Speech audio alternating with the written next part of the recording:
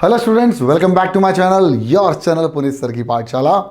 और आज हम बात करेंगे क्लास 8 का आर.एस. अग्रवाल के सॉल्यूशन में, जिसमें हम कंटिन्यू करेंगे हमारी एक्सरसाइज 1B।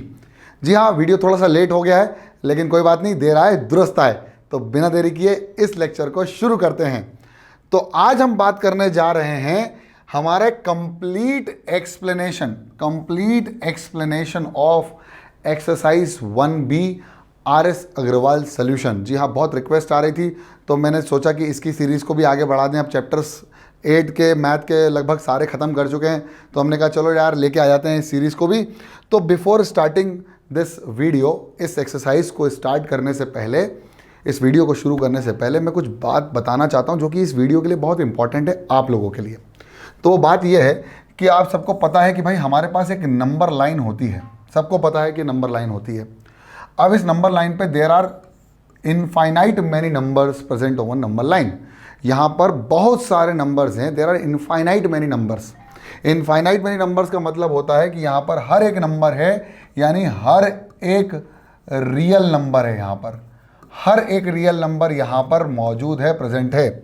अब बात इतनी सी है कि अगर सारे रियल नंबर हैं तो रियल नंबर की कैटेगरी में कौन कौन आता है? हमारे रियल नंबर की कैटेगरी में सबसे पहले आते हैं रैशनल नंबर, फिर रैशनल के बाद आते हैं इर्रैशनल नंबर, इर्रैशनल नंबर के बाद आते हैं, बहुत सारी कैटेगरीज हैं रियल नंबर की, खाली इमेजिनरी नंबर्स नहीं आते हैं। अब आप पूछोगे इमेजिनरी नंबर क्या होता है? तो चिंता मत करो, सिर्फ इतना समझ लो कि √(-1) जो है ये एक इमेजिनरी नंबर है जिसको हम सॉल्व नहीं कर सकते थे।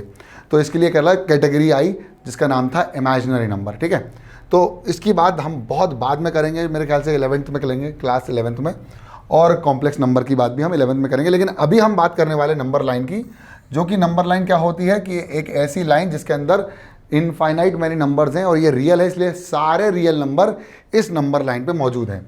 यानी क्या मैं कह सकता हूँ कि हर एक रैशनल नंबर भी नंबर लाइन पे होता है? जी हाँ, हर रैशनल नंबर भी नंबर लाइन पे होता है। तो हमारा जो इस एक्सरसाइज का जो मेन मोटिव है वो इसी नंबर लाइन पर रैशनल नंबर को रिप्रेजेंट करने की बात है। तो नंबर लाइन पे सबसे पहले कौन होता है? बीच में होता है 0, और इस साइड जाएंगे तो पॉजिटिव नंबर मिलते हैं और इस साइड जाएंगे तो नेगेटिव नंबर मिलते हैं। ये हमने बेसिकली हम लोगों ने इसको एक्सेप्ट कर लिया गया है कि इस साइड जाएंगे तो पॉजिटिव है, इस साइड जाएंगे तो नेगेटिव है। यानी अगर यहाँ पर हम बात करें तो नंबर होंगे 1 2 3 4, -1 -2 -3 -4, और ये कितने भी यूनिट में है, मतलब इन दोनों के बीच का जो गैप है वो 1 सेंटीमीटर का भी हो सकता है और 1 mm का भी हो सकता है, डिपेंडिंग अपॉन यू। तो मैंने सिर्फ यूनिट लिया है कि इन दोनों के बीच का गैप जो है वो 1 यूनिट का है। यूनिट क्या? कोई सी भी, सेंटीमीटर, मीटर। अब सवाल नंबर 1 जो हम लेके आने वाले हैं वो है represent each of the following numbers on the number line. यानी इन सभी नंबर्स को हमें नंबर लाइन पर रिप्रेजेंट करना है। तो नंबर लाइन पर रिप्रेजेंट करने के लिए जैसे सबसे पहला नंबर हमारे पास आ गया 1/3। अब इस 1/3 को हमें नंबर लाइन पर रिप्रेजेंट करना है। तो देखो, सबसे पहले तो एक चीज़ करो, सबसे पहले एक काम करो कि देखो कि ये नंबर कौन सा है। ये जो नंबर है ना, ये कैसा फ्रैक्शन में है?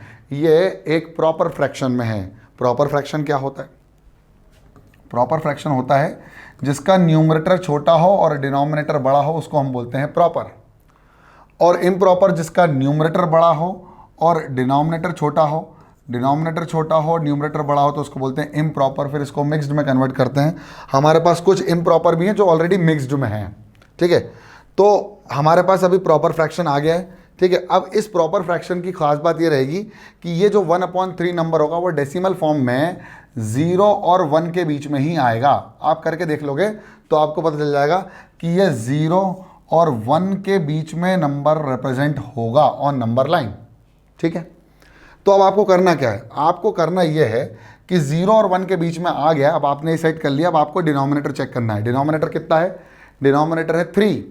तो 0 और 1 के बीच में जो भी लेंथ है उसको 3 इक्वल पार्ट्स में डिवाइड कर दो। 0 और 1 के बीच में जो लेंथ है उसको 3 इक्वल पार्ट में डिवाइड कर दो।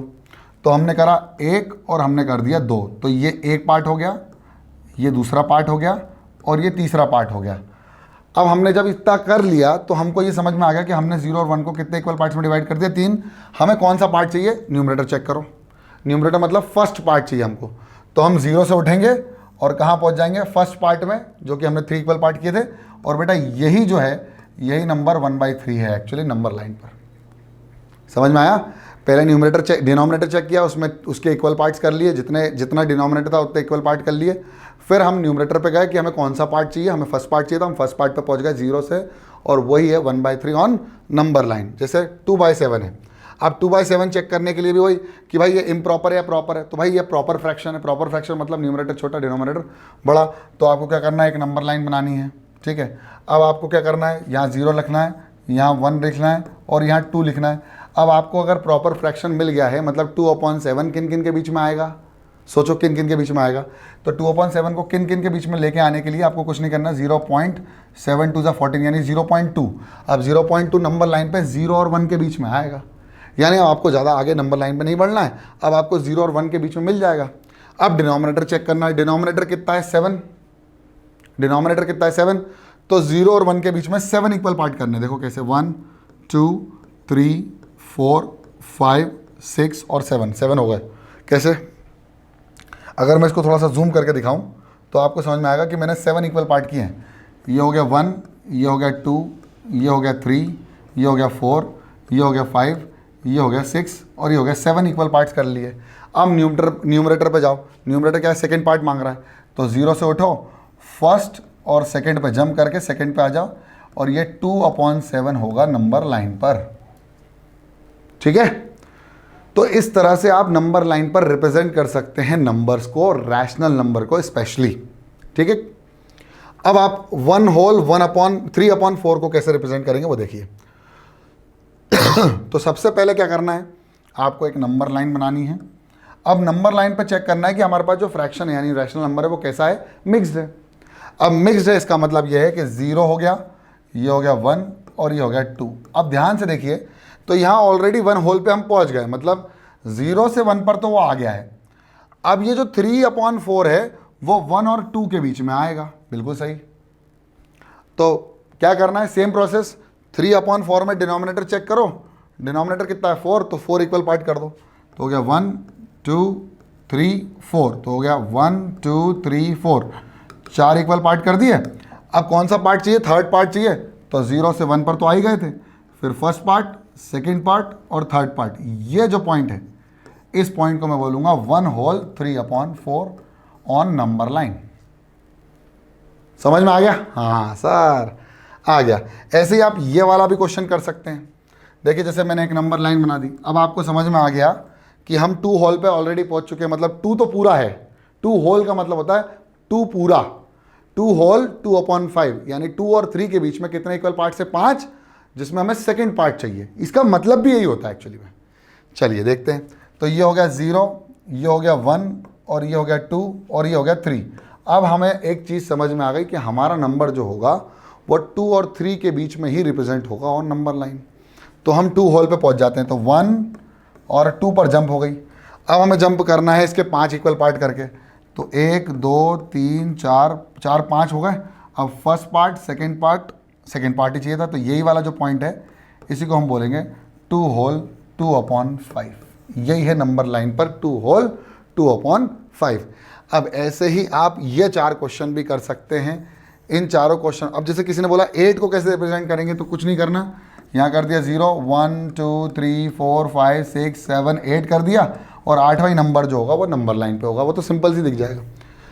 जैसे एक क्वेश्चन और करवाता हूँ, बाकी सब होमवर्क है, आप ये काम कर लीजिए, ये वाला कर लीजिए। तो वो कैसे करेंगे, 3 होल, तो सबसे पहले नंबर लाइन बनाई, यहाँ बना 1, यहाँ बना 0, यहाँ बना 1, यहाँ बना 2, यहाँ बना 3 और यहाँ बना 4। अब उसने बोला है 3 होल 1/2 यानी 3 होल तक तो पहुँच गए, तो 1 जंप 2 जंप और तीसरी जंप पे पहुँच गए।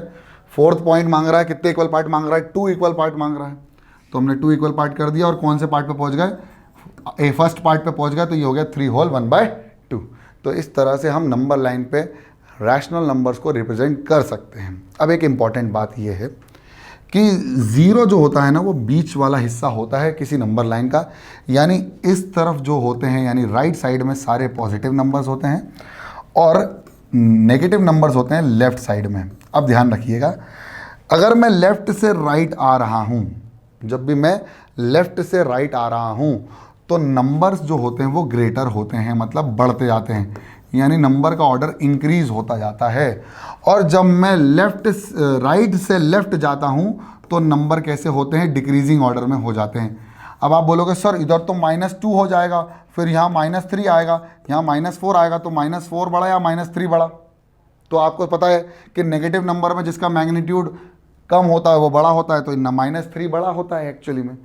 तो यहाँ पर एक चीज़ समझ में आएगी, जब when you move from right to left number decrease होते हैं, and when you move from left to right number increase होते हैं। ये बात समझ में आ गई। अभी ये वाला क्वेश्चन, ये जो मैंने कॉन्सेप्ट समझा है ना, ये आखिरी क्वेश्चन यानी ट्रू और फॉल्स में काम आएगा। तो अभी अगला क्वेश्चन हम नेगेटिव वाले के लिए भी कर लेते हैं। एक नेगेटिव वाला क्वेश्चन करवा देता हूँ, चलो ये वाला करवा देता हूँ, फिर आप बाकी सब आप बहुत आसानी से कर सकते हो। तो आपको करना क्या है, अब आपको नंबर लाइन बनानी है फिर से। अब नंबर लाइन बनाने के बाद यहाँ आपको 0 मार्क करना है, फिर यहाँ आपको -1 मार्क करना है, फिर यहाँ आपको -2 मार्क करना है, और -3 और सो ऑन। और यहाँ पर आप 1,1 करके यहाँ इन्फिनिटी पर और यहाँ -इन्फिनिटी तक जा सकते हैं, ठीक है। अब आपको करना क्या है, यहाँ पर -1 होल तक तो पहुँच गए, यानी 0 से कहाँ पहुँच गए, -1। पहले क्या कर रहे थे हम, यहाँ 0 से 1 पहुँच रहे थे, अब यहाँ 0 से -1 पहुँच गए। अब कितने हिस्से हैं, 3 हिस्से हैं, तो हमारा जो नंबर आएगा वो -1 और -2 के बीच में होगा। कितने इक्वल पार्ट्स हैं, 3, 1, 2, 3 इक्वल पार्ट कर दिए। कौन सा पार्ट चाहिए, सेकंड, तो फर्स्ट और सेकंड, ये जो पॉइंट है इस पॉइंट को मैं बोलूँगा 1/2/3, वो भी माइनस का, and this is the negative number on number line. समझ में आ गया।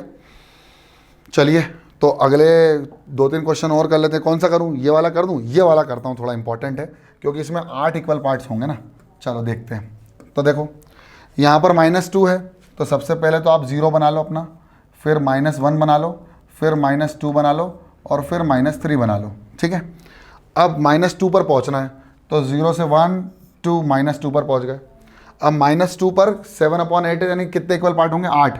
तो 1 2 3 4 5 6 7 और 8 इक्वल पार्ट हो गए। कौन से पार्ट में चाहिए, 7th पार्ट में चाहिए जंप। तो 1 2 3 4 5 6 7वें पार्ट में जंप मारी, और ये जो पॉइंट होगा वो होगा -2 होल 7/8। तो इस तरह से आप किसी भी क्वेश्चन को सॉल्व कर सकते हैं। आप देखो यहाँ पर इसको बड़ा करके बता दूंगा तो आपको समझ में आ जाएगा कि क्या कर रहा है हमने। देखो यहाँ -2 तक तो पहुँच गए थे, फिर 1 2 3 4 और 7 जंप्स की, तो हम कहाँ पहुँच गए, -2 होल 7/8 पर। बस अब नेगेटिव साइड में जा रहे हैं, मतलब अब हम लेफ्ट साइड जा रहे हैं, राइट साइड नहीं जा रहे हैं। And when we move from left to right you will get that the numbers are increasing, और जब आप राइट से लेफ्ट जाएंगे तो क्या होगा, नंबर्स आर डिक्रीजिंग। बस इतनी सी बात है। अगला क्वेश्चन आपको मैं करवाता हूँ, और जो मैंने कॉन्सेप्ट समझ, बाकी के होमवर्क हैं, बाकी आपको होमवर्क करना है, ठीक है ना। खुद से करो, कमेंट करो, और जो कमेंट करेगा उसको मेरी तरफ से बहुत खूबसूरती से उसको रिप्लाई मिलेगा, ठीक है।